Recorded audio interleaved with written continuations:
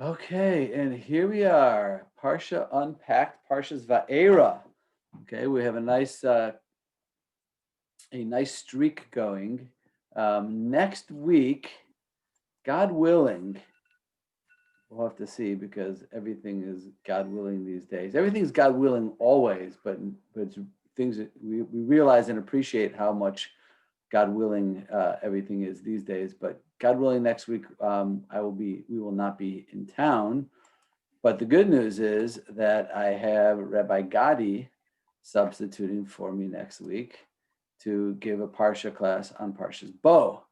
So that's a good thing. So hopefully everybody will make it to that and you have a chance to hear Rabbi Gadi address the group with some hopefully inspiring words on the topic of the Parsha. So that's next week.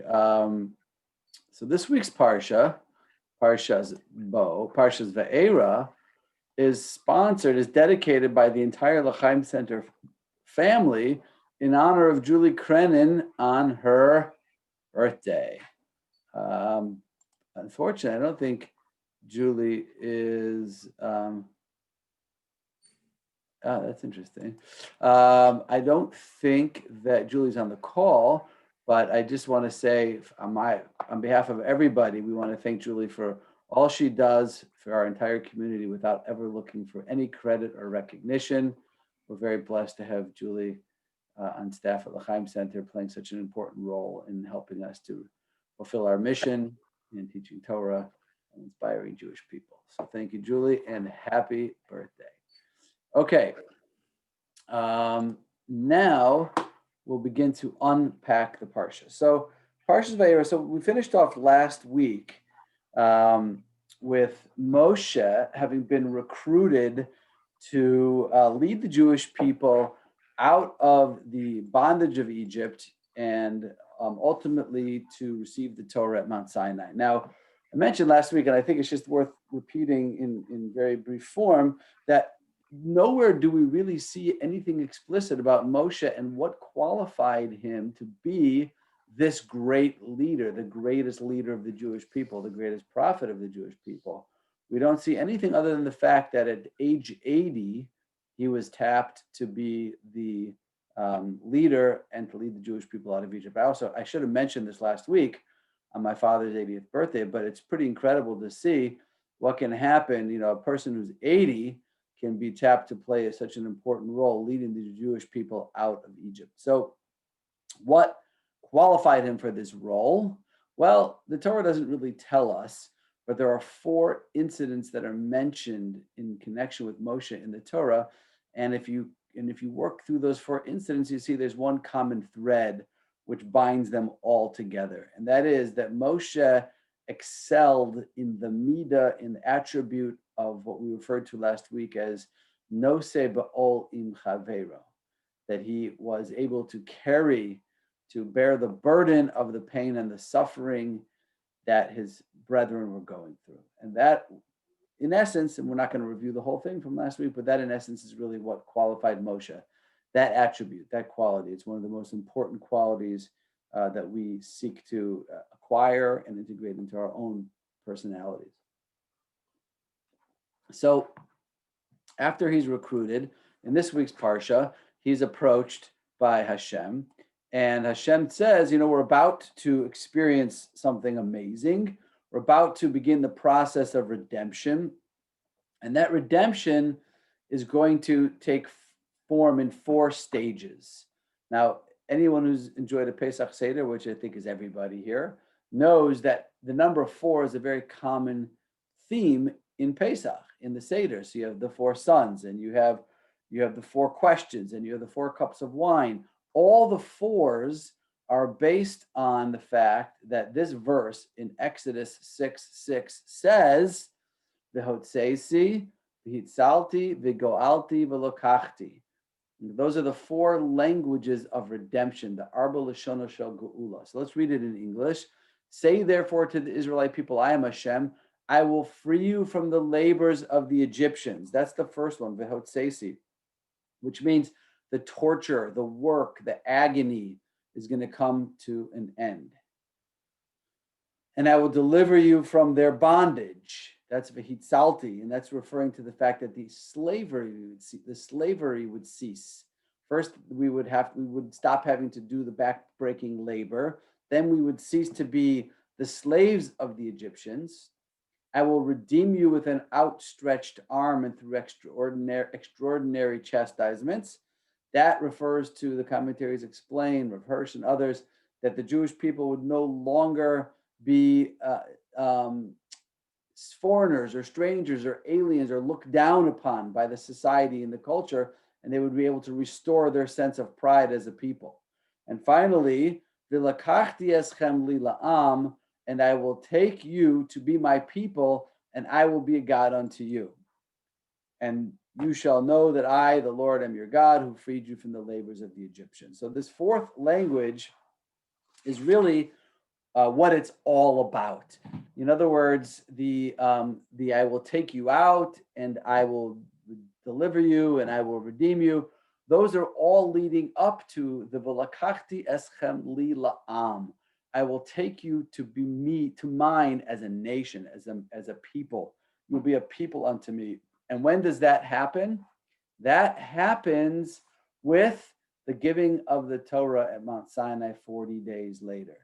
So it could be said, one could say, this is one way of putting it, that a Pesach that does not culminate in a Shavuos, meaning if a person observes the festival or the holiday of Pesach, but somehow ignores or neglects the holiday of Shavuos, which comes 50 days later, which is the holiday representing the day that we received the Torah at Mount Sinai, then you didn't truly observe Pesach.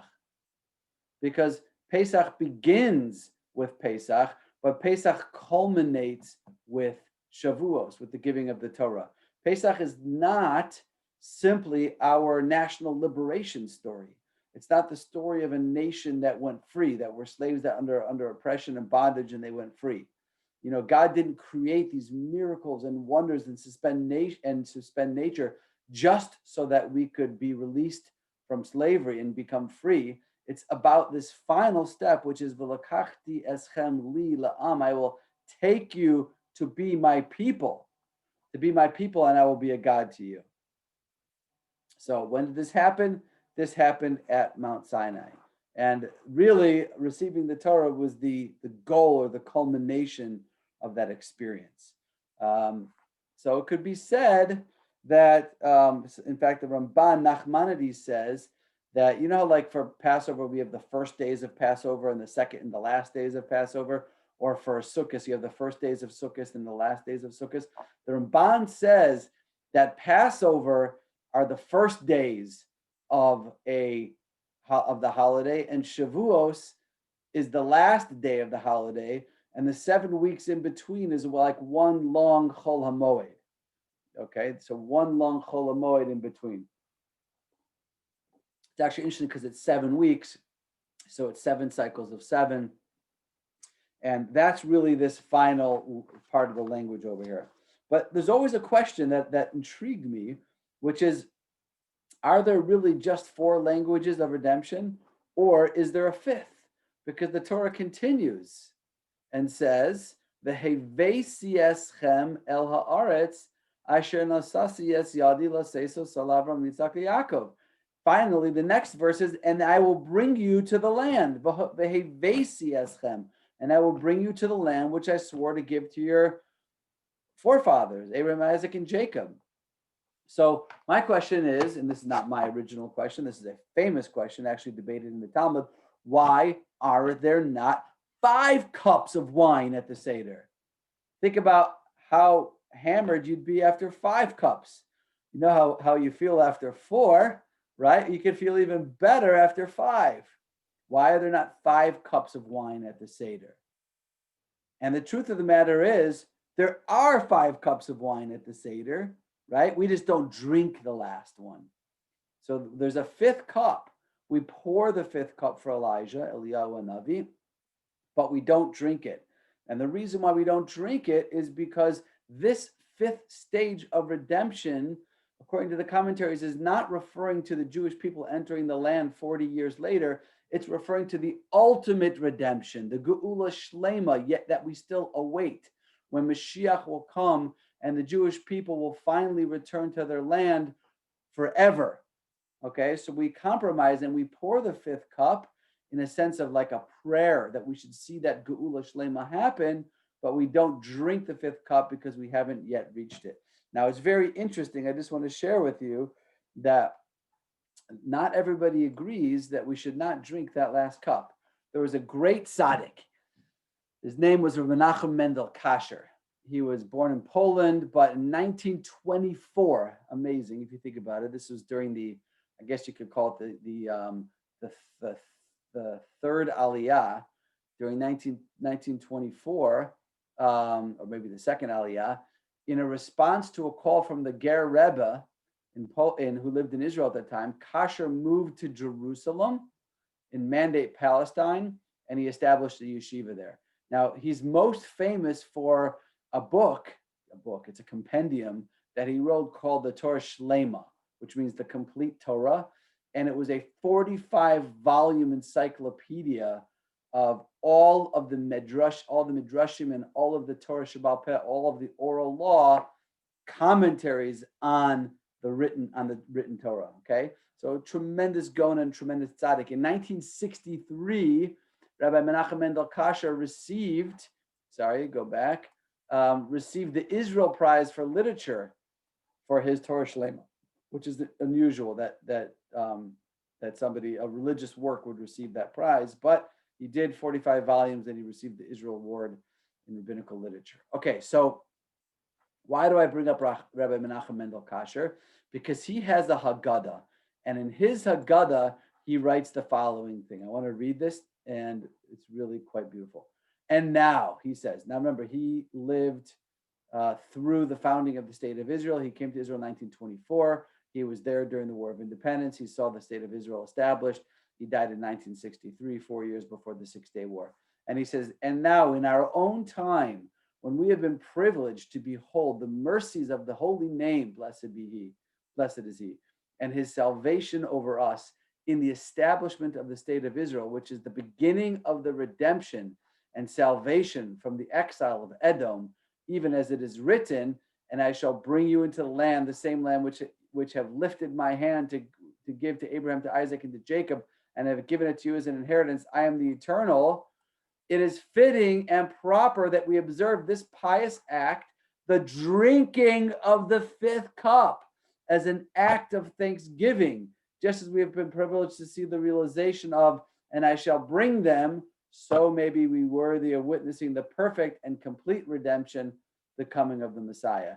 So according to Rabbi Menachem Mendel Kasher and others, and he petitioned this, by the way, to the rabbinate, to the chief rabbinate in Israel, that many have the custom in Israel not only to pour the fifth cup, but to drink it. Because even though we recognize that the Geula Shlema, the final redemption, has not yet taken place, but the first flowering of our redemption has definitely begun. It's a process that has begun, and therefore he and others believe that we could go ahead and drink that fifth cup at the Seder. Pretty amazing. Okay, anyway, moving on in the Parsha. So we come across the lineage of Moshe and Aaron, of Moses and Aaron, because they're going to be the protagonists that are going to take the Jewish people out of Egypt. So the Torah starts giving a whole long lineage, starting from Reuven, the firstborn of Leah, and it gets to Moshe, it gets to Levi, and it stops with Moshe and Aaron. And then we begin learning about the 10 plagues. And there are a lot of questions. There's a lot to go into. My goal is not to focus on the 10 plagues tonight, even though it's obviously the bulk of the Parsha. I have something else that I want to talk about more specifically in a little bit, but let's just deal with a couple of issues. One is, and we'll come back to this idea of God constantly hardening Pharaoh's heart.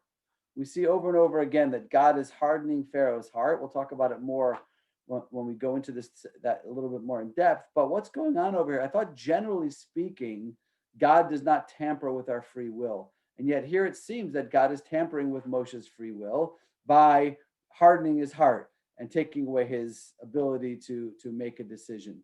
So the truth of the matter is that sometimes, I always talk about this, little dilemma that God has. Sometimes God has an agenda that involves bringing history forward in a certain way or ensuring that certain events take place in history. And if our free will as human beings is somehow thwarting that process, then God needs to do little things to override that process. One of the things that God will sometimes do to override that process is take away the free will of international leaders because they play such a pivotal role in bringing about historical events. Sometimes Hashem will tamper just a little bit with their free will. So over here we see that God needed these 10 plagues to happen, all 10 of them, and we'll talk about why in a minute. It wasn't just enough to take the Jewish people out of Egypt. He wanted all 10 of these plagues to happen because it was the ultimate experience in Emunah. The entire Emunah of the Jewish people is built upon the experience of the 10 plagues, a lot of the Emunah. There's a very famous question, we've talked about it before. This question is asked by the Kuzari and other great medieval Jewish thinkers. And the question is, when God in the 10 Commandments introduces himself, he says, Anochi Hashem Elokecha. Hey, how you doing? I'm God. Asher Hotzesi Eschem Me'eretz Mitzrayim, who took you out of the land of Egypt. And the famous question is, why, when God is introducing himself to humanity, does he introduce himself by mentioning the second most awesome thing that he's ever done in his life, right? The first most awesome thing that he's ever done is he created the world. God created the world. When we create something, we go to Home Depot, we buy some wood, we buy some screws and whatever, and a drill, and we make something. But God created everything from nothing, ex nihilo, yesh me'ayin. That's by far way more impressive. Hey, I'm God. Let me tell you the second most impressive thing I've ever done. I took you out of Egypt. But the point over there is that you could argue that God created a world and let it go. You could argue that God created a world, the infinite creator, but has nothing to do with it.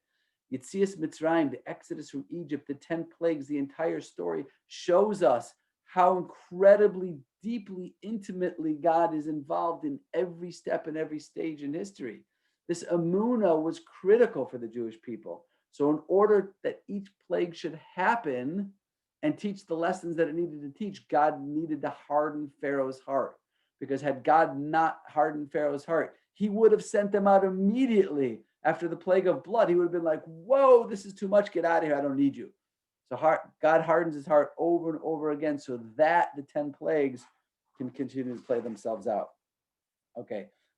Just a couple of other thoughts about the 10 plagues. One is, we know in the beginning of creation, we're told in Pirkei Avot that Be'asara Mamaros Nivra Olam, that the world was created with 10 utterances, that there were 10 powerful watershed expressions that Hashem uttered in the beginning of creation that assembled creation as we know it. The problem is there were no witnesses there. There was no one there to watch it. So what does Hashem do with the 10 plagues? He replays these 10 utterances, but this time on Facebook, live, so everybody could see it, so that the whole world would know and understand who Hashem is and that he controls everything in the heavens above and in the earth below. The Ramban, Nachmanides, explains that at that time, there were 4 schools of philosophy in Egypt. I don't know how he knows this, but he explains. The Egyptians had 4 basic attitudes or 4 philosophies, 4 different schools of philosophy. One denied the existence of the creator altogether. There was no creator of the universe. The world is infinite, has no beginning, and it has no end. Okay, there were others. There was another philosophy, another school of philosophy that said, no, there is a creator. He created the world, but after creation, he went to, go bowling or play golf. He has no interest in the world any longer after he created it. And the third opinion, the third philosophy in Egypt was that there was a creator, but he has no power to change the laws of nature. There are no miracles. There's no suspending nature. God created the world. He created the laws of nature, and they just run their course, and there's nothing that God can do to stop it.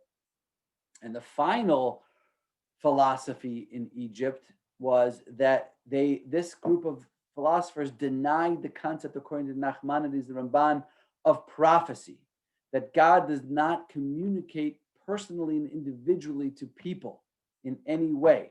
No one is accessible. No one has access to the knowledge of God. So the 10 plagues actually decimated or devastated or destroyed all four of those philosophies and demonstrated clearly that there is a God who created the world and that God is intimately involved in every moment of creation. He didn't run off to go play golf after he created the world. He can, in fact, suspend and change and override the laws of nature, and that God does communicate directly to human beings, Moshe being the first of the greatest prophet that ever lived. And soon, when the Torah will be given at Mount Sinai in front of 3 million people, that all of the Jewish people will become prophets at that time. So that's what's demonstrated by the 10 plagues. We know that they came in 3 sets. And we know this because in the Haggadah, there's a famous line in the Haggadah where it says, Rabbi Judah, gave a mnemonic device to remember the plagues. The Tzach Adash Pa'achav. Okay, now which is an acronym for the 10 plagues. Now, these rabbis of the Talmud, of the Mishnah, were geniuses beyond anything that we can possibly comprehend. Do you think he needed a mnemonic device to remember the 10 plagues? I can remember the 10 plagues. Okay, maybe he didn't have the song, right? But it's not that hard to remember 10 plagues when you're Rabbi Yehuda, the author of the Mishnah. So the reason why he categorizes it into the 3 sections is because the first 3, Dam Tzfardei Akinim, blood, frogs, and lice, showed God's mastery and control of everything underneath the earth. Arav Dever and Shchin, wild animals, pestilence, and boils, shows God's total control of everything on top of the earth. And Barad, Arbe Choshech, hail, and locusts and darkness shows Hashem's total control in the heavens above. And Makas Bechoros, the slaying of the firstborn, shows that God can combine his powers and destroy man, which is both physical and spiritual. Okay, so there was a whole hierarchy. That's according to the Maharal from Pag. We've studied that before in depth. Now, just quickly, another thing that we learned from the 10 plagues, which is really important to understand and to keep in mind, is that we see clearly from the plagues that God operates in this world with a mechanism called Mida Keneged Mida, measure for measure. That means that Hashem looks at our deeds and he looks at our actions and he responds and he reacts in kind based on our actions and our deeds. So we see that, for example, okay, when it came to the plague of blood. So the plague of blood, the Egyptians would try to go drink the water from the river turned to blood, and they would take a cup, a Jew would take a cup and he'd put it in the river and it would be water. An Egyptian would take a cup and he'd put it in the river and it would turn to blood. So what basically happened was this was measure for measure because the Egyptians forced the Jews to work in dying of thirst in the hot sun. So now they were experiencing what thirst was all about. Okay. And then you get to the frogs. And by the way, just one amazing insight about the frogs, which I've shared this before, but I got to share this. It's so amazing. The Torah says something unusual. It says, Vayet Aharon es yado al mei Mitzrayim. Aaron held out his arm over the waters of Egypt. Vata'al hatzifardea, and the frog came up, Vatichases Eretz Mitzrayim, and covered the land of Egypt. Now you'll notice that it says the frog in the singular. It doesn't say frogs. We always think of the plague as being frogs, but the Torah says the frog. So where do we get all those little frogs from? So Rashi noticed that, of course, and quoting the Talmud and Sanhedrin and the Medrash Rabbah, he writes, the frogs, literally frog, came up. Really, there was only one frog, but when they struck at it, it was split into many swarms. This was the Midrashic explanation of the usage of the singular noun here. And meaning every time they would hit the frog, it would spit out more frogs. And then it would hit those frogs and they would spit out frogs. Now, the Stipler, one of the great geniuses of his time, asks the following question. Although I don't think you have to be a genius to ask this question. Why didn't they stop hitting the frog? Right? If every time they hit the frog, more frogs come out. So stop hitting the frog. So we learn a great insight over here.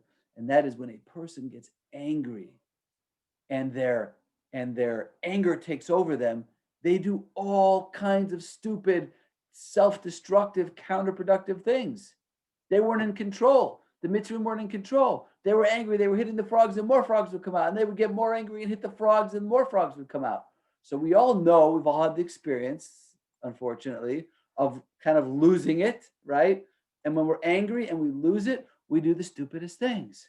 And we see that right here. It's exactly what the Torah is trying to teach us over here. Okay, so the frogs were also measure for measure because the Egyptians deprived the Jews of sleep by making them work into the night.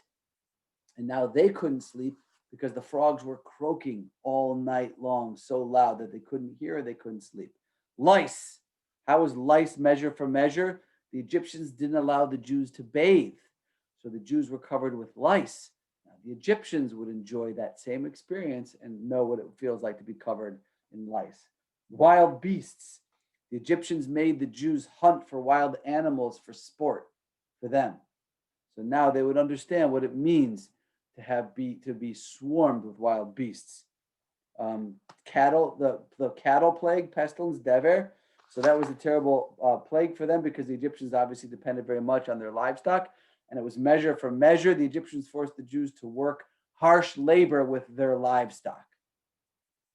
And then boils. So this was measure for measure because the Egyptians beat the Jews constantly so that their bodies were covered from head to toe with sores. And the Egyptians had to go through this experience of knowing how painful that experience was. And finally, the seventh plague, which is the last plague in this Parsha, because in next week's Parsha, it picks up with the last three plagues, hail, these massive boulders that were being thrown, stones that were being tossed and thrown at the Egyptians, was also measure for the beating and the stonings that the Jews suffered from in their experience in Mitzrayim. So that's the basic overview, unpacking of the Parsha.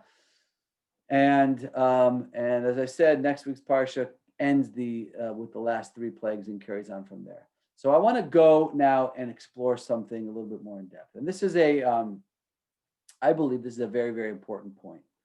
So let's take a look. We'll spend the next half hour on this, and then we'll stop there.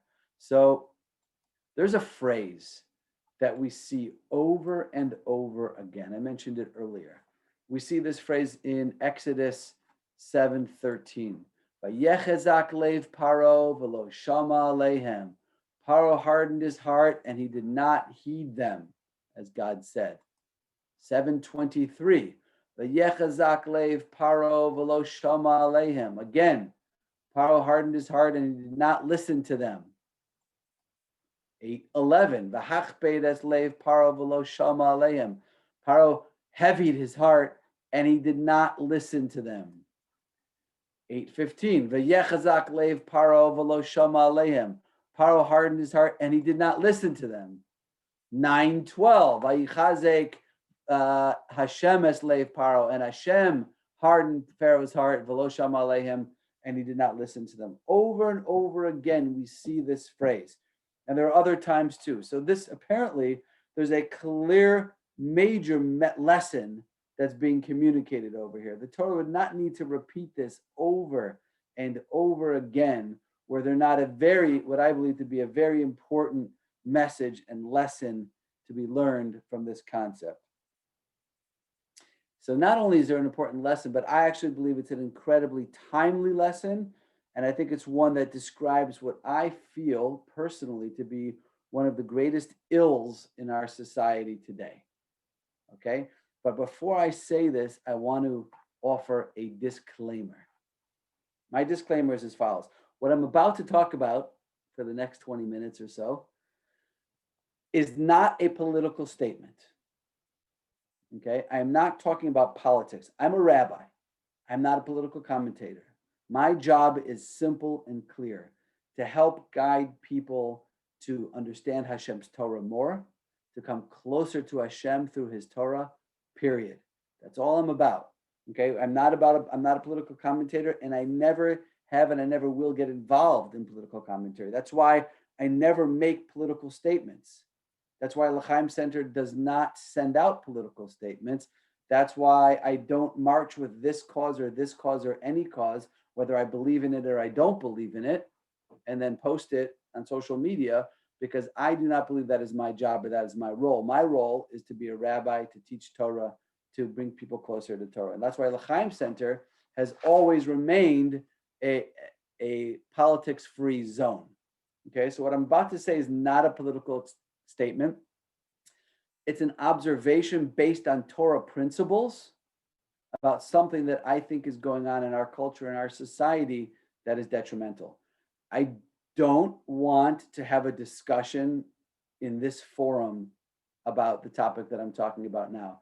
I do want to talk to anyone individually about the remarks that I'm going to make. So if anybody wants to call me and discuss this with me tonight, tomorrow, whenever, I would strongly encourage that. I don't want to have a public discussion on this right now, because it will turn into a political conversation, and that's not where I want it to go.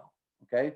But with that disclaimer, let's try to understand, what does this phrase mean that we keep seeing over and over again? And notice every time, and Pharaoh hardened his heart, and then it's followed by these three words, v'lo shama aleim. What's the result of his hardened heart? He couldn't listen. He couldn't hear. He wasn't listening to what anybody had to say. What happens when we harden our hearts? When we harden our hearts, we can't listen anymore. We can't open our ears and hear what people have to say. Now, keep in mind what I said last week, that Pharaoh or Paro in the Torah is always meant to be understood not solely as this individual who was the leader in Egypt, which he was and it is, but on a deeper level as well. It's meant to be understood. Paro is meant to be understood as a metaphor for the Yetzer Hara. So how could you read this verse? V'yechazak leiv Paro. Paro, aka the Yetzer Hara, that evil inclination, that negative force inside of us, hardens our hearts. And what happens as a result? V'lo shama aleim. And after the Yetzer Hara hardens our heart, we can't hear anymore. We can't hear what other people are having to say, what people are saying to us. So what does it mean to harden your heart? How does this happen? What's this process all about? So this is my own feeling on this, my own understanding and interpretation, but I think this is emes. I really do. We all walk through life with narratives. As human beings, we carry narratives. We all have them. How do they work? Okay, so on a very, very simple level, a very rudimentary example. Let's say I need a new blender. And I decide after doing my research that I'm going to buy a NutriBullet, which, by the way, I did, and it's awesome. If anyone wants a great blender, NutriBullet's great. So I buy a NutriBullet. I spend $100. I buy a NutriBullet. Okay. Next thing I know, I'm telling my friend about it, and he says, "You what? You bought a NutriBullet? Oh my gosh, you blew it. There's such a better blender. It's half the price. I'm going to send you a link. You can read about it. I'm going to send you the reviews." He sends all that to me. What am I going to do with those reviews and links or whatever, assuming that I can't return the NutriBullet? I'm not going to read them. I'm going to ignore them. Why? Because they're going to create an uncomfortable dissonance for me. I've already committed to buying the blender. I've already bought the blender, and I don't really want to read this other review about the Cuisinart blender that's less money and better, because it doesn't fit into my narrative that I bought the best blender. Now, if you send me an email talking about how the NutriBullet is the best blender of the century, that I'm going to read, because that is going to support and neatly fit into my narrative. Okay, so we call this I think psychologists refer to this as confirmation bias. So let's see what confirmation bias is all about. I'm reading now from the great source of all knowledge, Wikipedia. Confirmation bias is the tendency to search for, interpret, favor, and recall information in a way that confirms or supports one's prior beliefs or values. People tend to unconsciously select information that supports their views but ignore non-supportive or contradicting information. People also tend to interpret ambiguous evidence as supporting their existing position. The effect is strongest for desired outcomes, for emotionally charged issues, and for deeply entrenched beliefs, meaning the more invested I am in a certain outcome, the worse my confirmation bias is going to be, or the more emotionally charged or deeply entrenched the belief is, the more likely I am to have confirmation bias. Okay, some have described confirmation bias as our internal yes man, always confirming what we already believe and what we already know. Warren Buffett had a great line. He said, "What the human being is best at doing is interpreting all new information so that prior conclusions remain intact." That's confirmation bias. Now, it's built into us. We all have it. And it's good in some ways, okay, because it's a survival instinct. If I hear a gunshot, outside and I'm nearby and I hear a gunshot, I'm not going to have to sit there and say, well, it could be maybe it's a firecracker, or maybe it's just my confirmation bias is going to tell me that's a gunshot and I'm going to take cover. There's a certain instinct, a certain survival instinct that confirmation bias helps us. It helps us to simplify information so that we can process information. It allows us to make sense of complicated situations or a complicated world, which we live in an ever complicated world. So the confirmation bias serves a purpose, okay? But the problem is that when you apply it to life and to relationships and to values, we have these built-in confirmation biases which harden our hearts, okay? And it closes off our ability to be open-minded, and it puts us in a situation where v'lo shama aleim, you don't hear what another person is saying any longer. You can't hear another view. You can't hear another side of the story. So, we thinking human beings, intellectual people, we like to think that we make important decisions about our, let's say, moral viewpoints or our values or our political viewpoints through logic and objectivity.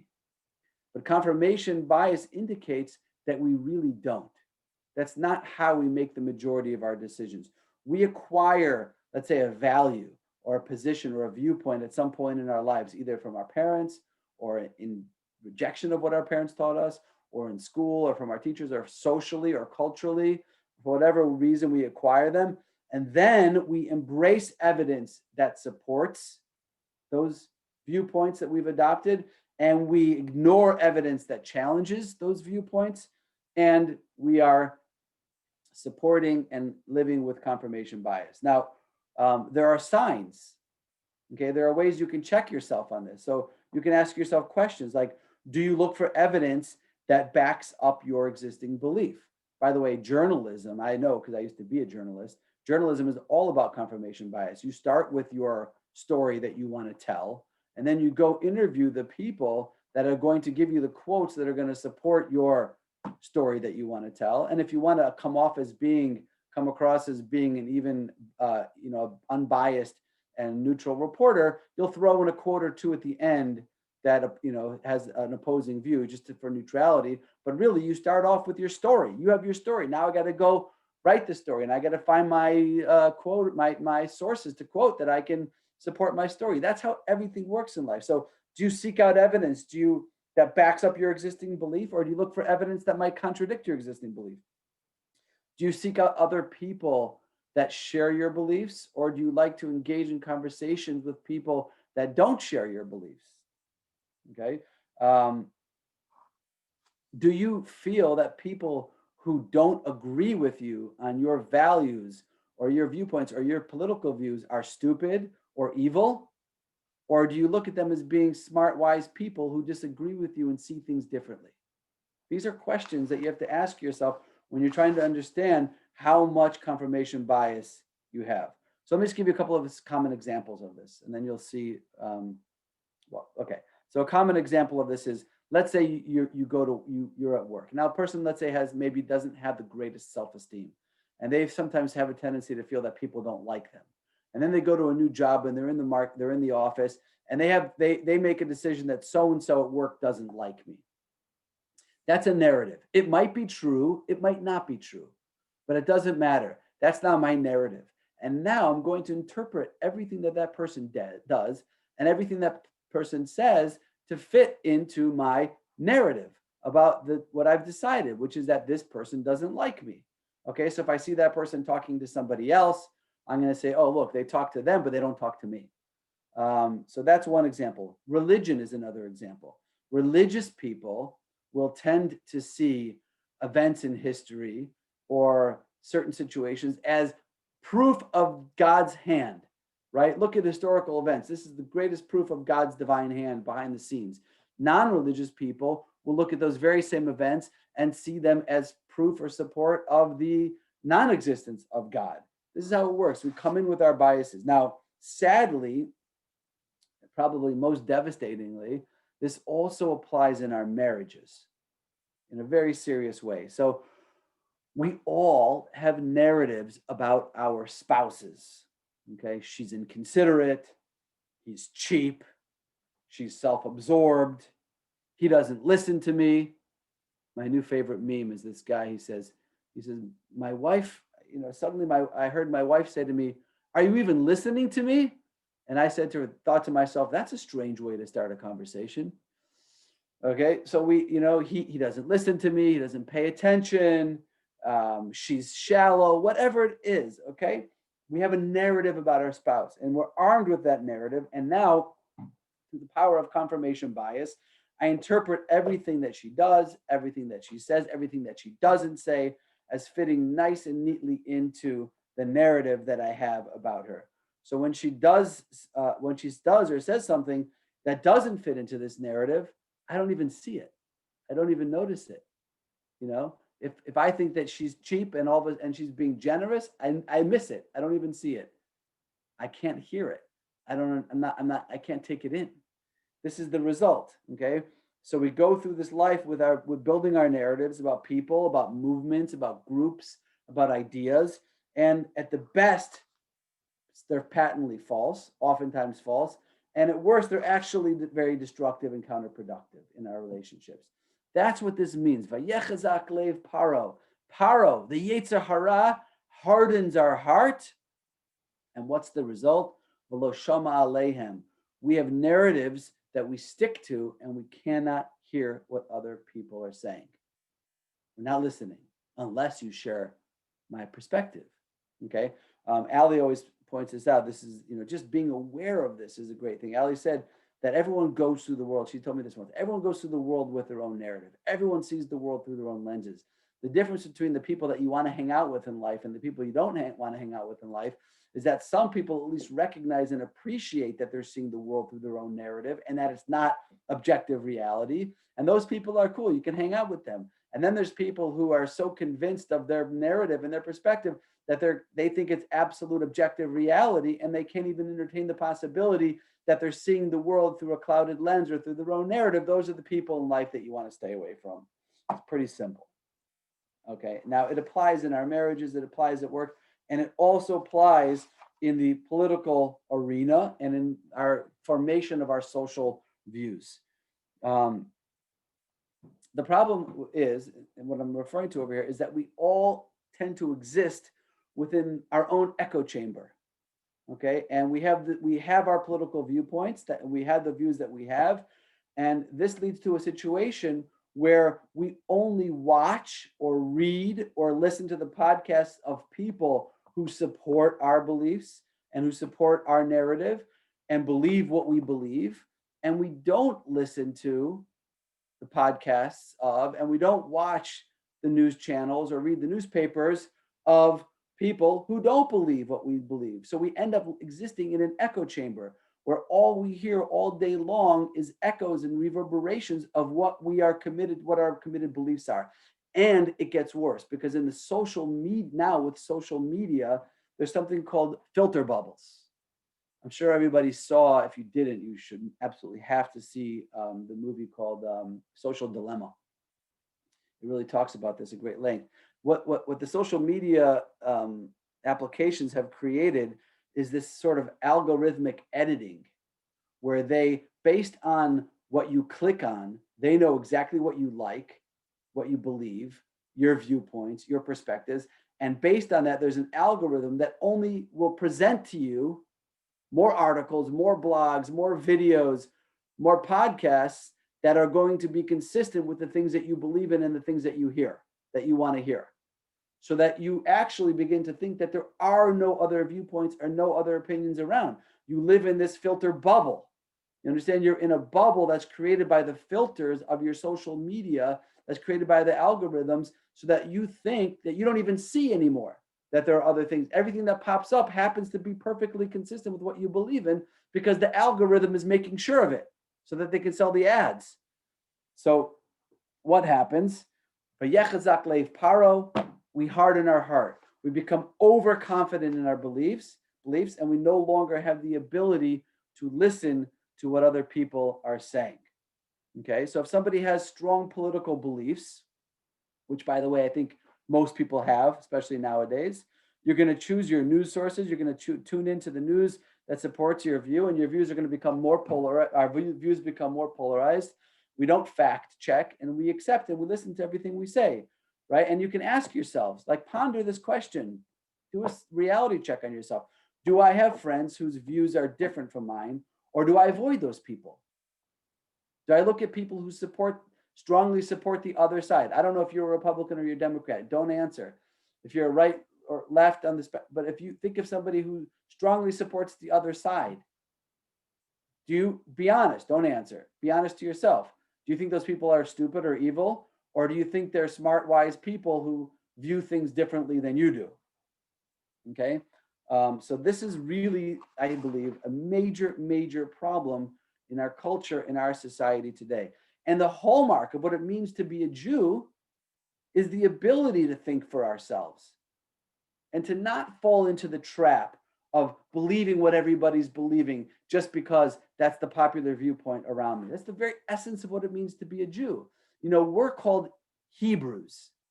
The Jewish people are the Hebrews. Why are we called the Hebrews? Because Abraham was called Abraham HaIvri, Abraham the Hebrew. Why was Abraham called Abraham the Ivri? What does Ivri mean? So there are different interpretations. One interpretation is he came from the other side of the river. Iver means the other side. But let me share with you this medrash. The Psikta Rabbah has a different interpretation of it. The Psikta Rabbah says that when God saw that the entire world worshipped idolatry, and Abraham separated himself from them by not doing so, he called Abraham an Ivri. That appellation referred to the fact that Abraham took the opposite side regarding this pivotal issue than the rest of the world did. Okay, so the very essence of what it means to be a Jew means to be an Ivri. It means to be able to not just believe what other people believe, but not just to go with the flow, but to think about for myself, what do I actually believe in? I know somebody who is it's very hard to do this, by the way, because we get overwhelmed by ideas and it becomes very difficult to form our own ideas objectively. I know somebody who's a professor, Jewish guy, who's a professor of Bible, of Torah, okay? And brilliant scholar. He's written many, many books on the Torah. And I was schmoozing with him once, and I asked him, you know, who's your favorite commentary? Do you like Rashi? Do you like the Ramban? Do you like the Orach Chaim? Who do you like? He says, I don't look at any of the commentaries. I don't read any of the commentaries. You don't read Rashi? You're a professor of Torah, Bible, you don't read Rashi? No, I don't. Why? And I appreciated his answer. He said, I want to be able to put my fresh eyes on the Torah and look at it with my own eyes and not allow my perspective and understanding of what the Torah means to be clouded by the opinion or the viewpoints of Rashi or the Ramban or the Orach Chaim. Now, the problem is when it comes to Torah, that's not the way we learn Torah, because Torah is built on Masorah. Torah is built on the oral transmission of Torah, and we need those commentaries to help us to understand the oral Torah, which is built into the written Torah. But in reality, that concept as a general concept is a good one. If I want to truly understand something or form an opinion about something, I have to be able to look at it and not be overwhelmed and bombarded with other people's opinions that inevitably will cause me to form a viewpoint on this that may or may not be my own. Okay. And oftentimes, really, it's not my own. So we can't let the media create the narrative for us and decide for us how we are going to view the world. Okay. Now I'm going to give you an example. And some of you are going to hate me for giving this example. And I'm sorry, but I have to, because it's really important to understand. So this summer, we know that there were riots that took place all summer. And after the George Floyd incident in Minneapolis, they started, and they all throughout the city, all throughout the country, cities across the country. And if you followed it, and I did this because I was curious, because I'm actually curious. If you followed it on CNN, they were always referred to as peaceful demonstrations. Okay, if you followed it on Fox News, they were always referred to as violent riots. Now, I wasn't there, so I don't know which one it is. I can't tell you. But what I can tell you is CNN is framing the story for you in one way, and Fox News is framing the story for you in a different way. And I don't know which is the right way and which is the wrong way, and that's not my point.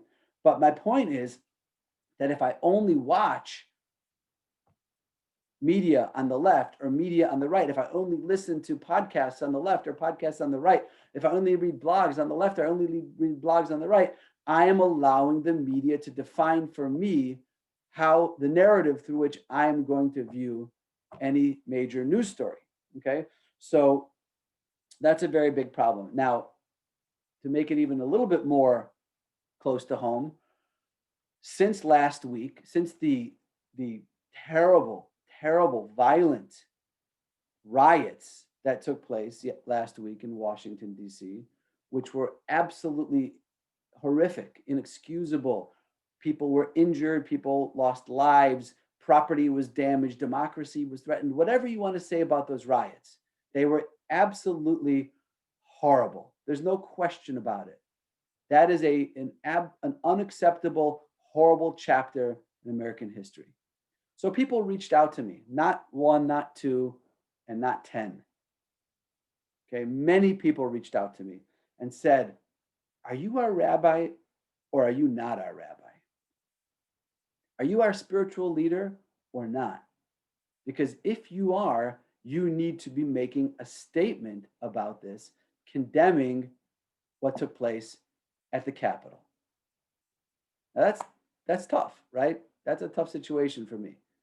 Right? It's been a rough few days in that sense. And people keep asking me, and it's difficult.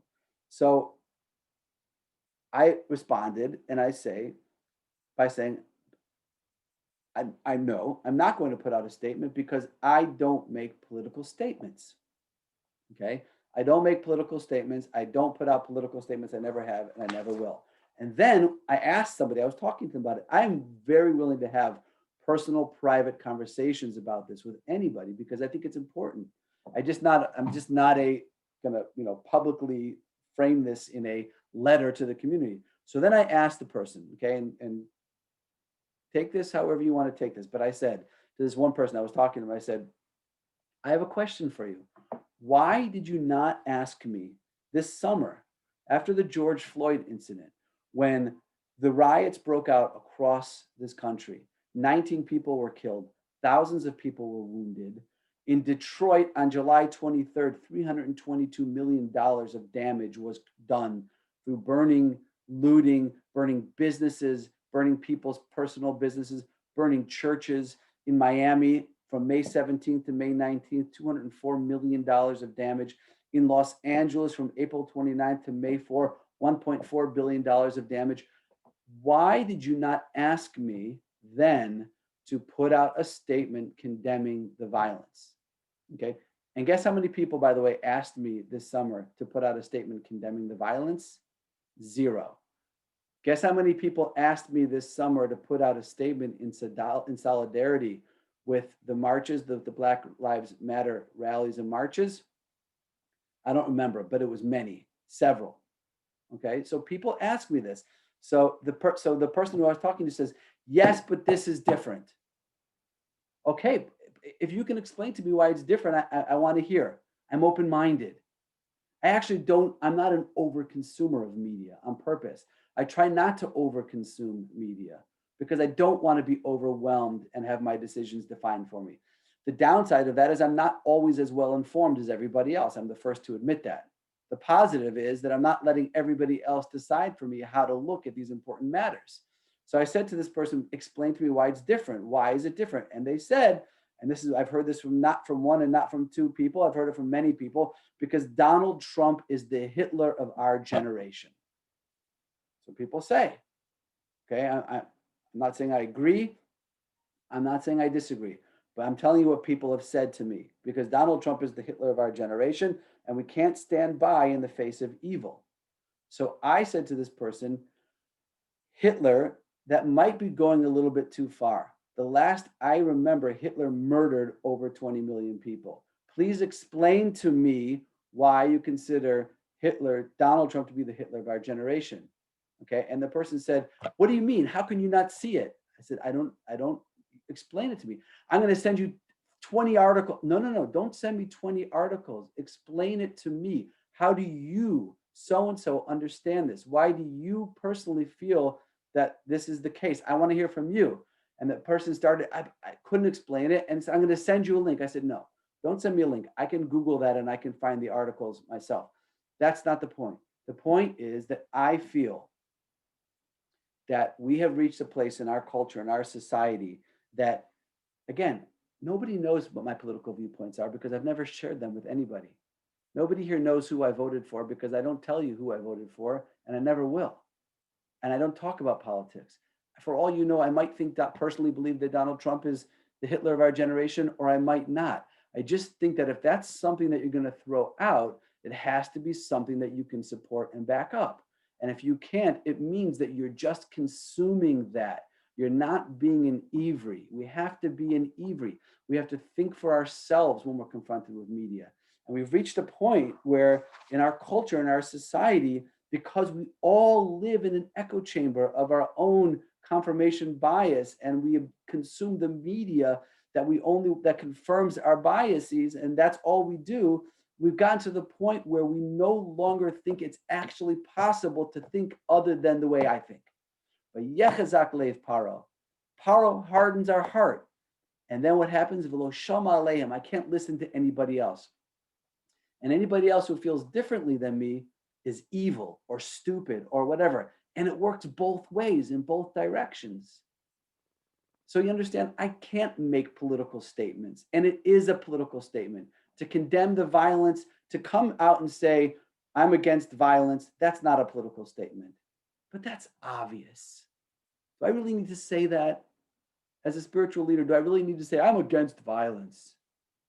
Does anyone think for a second that I'm not against violence in any form? Of course I'm against violence in any form. But saying it at a specific time is a political statement. It might be a political statement that I personally believe in. It might be a political statement that I'm personally against, but that's not the point. I'm a rabbi. I teach Torah. I try to bring people closer to the Torah and closer to Hashem. That's my job, not to make political statements.